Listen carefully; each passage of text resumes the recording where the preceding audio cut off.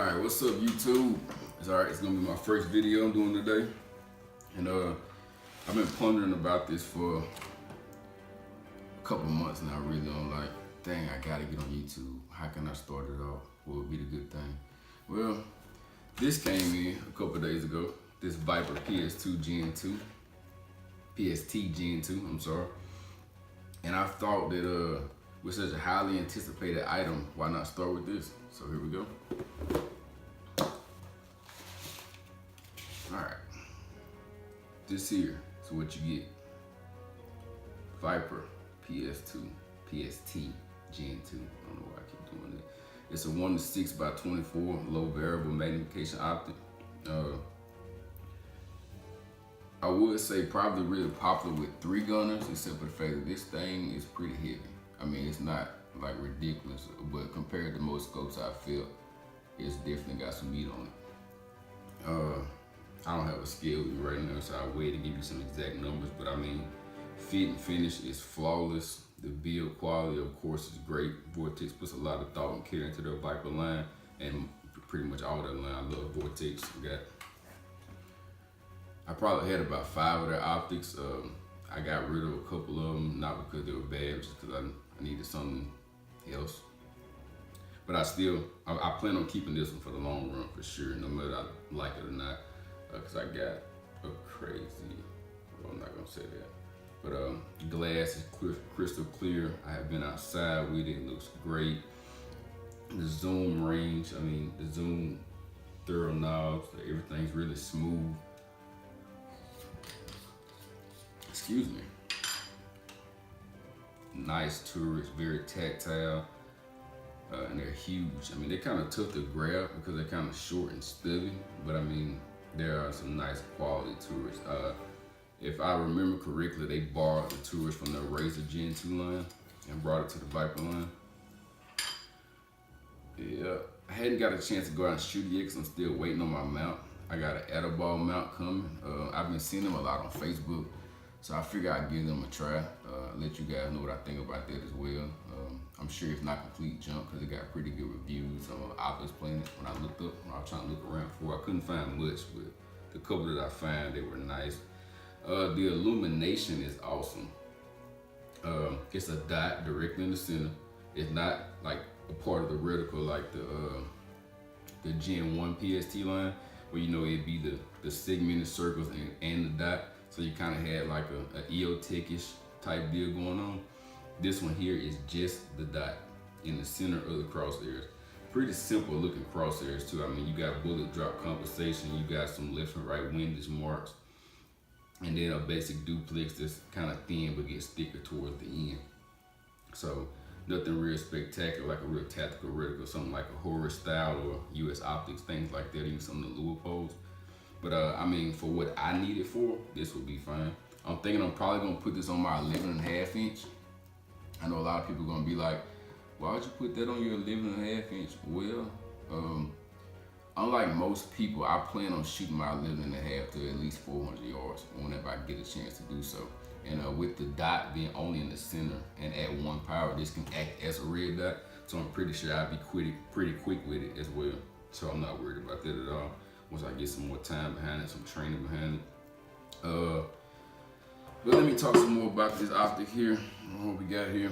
XD extra low dispersion glass increases resolution and color fidelity, resulting in crisp, sharp images. XR fully multi-coated lenses, increasing light transmission for maximum brightness. Armortech protects exterior lenses from scratches, oil, and dirt. Argon glass purging with O-ring seals guarantees superior fog-proof and waterproof performance. Shockproof construction withstands recoil and impact. Solid one-piece 30mm tube constructed to aircraft-grade aluminum alloy. Hard anodized black matte finish, illuminated glass etched ranging reticle.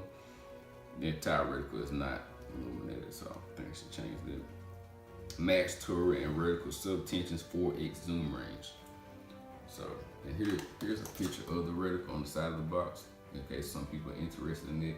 I did opt for the MOA version just because I haven't messed with MRAD and Mills enough to really feel comfortable with it, understanding I will try it out in the future though. And from what I've looked at, even though a lot of tactical shooters prefer the mill style turrets and reticles, I read that the MOAs are actually more exact. You can get more precise with your adjustments.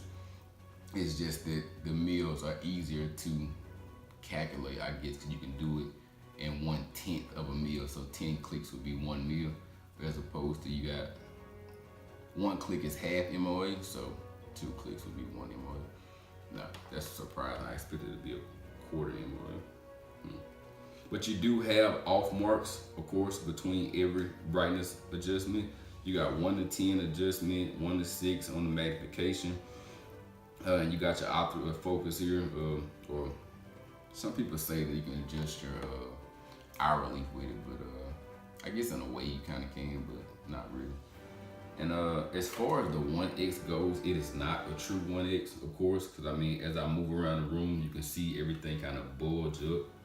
And I mean, they even have a spot here for a 1.5. And to me, like I said, I'm not an expert on optics to kind of really just start getting this stuff in the last couple of years. The 1X actually looks like 1.5 to me. I mean, it could be 1.3 or something like that, but that's just my opinion from through my eyes, what it looks like. So it's nowhere close to a true 1X. I think the MSRP on these is $1,000. So at $1,000, you really can't expect it to be a true 1X. The only true 1Xs that I know of, like the Leupold Mark 6, the US Optics line, their SR4, SR8 series, and all those scopes I just named are, I think, at least 1,500 and up, if not 2,000 and up. I hadn't looked at them recently. But for what it is, I mean, it appears to be a great optic. Like I said, I hadn't got a chance to get out and shoot it yet because I'm still waiting on my mount. I should have been ordered it because this scope was ordered months ago and it just got here like last week.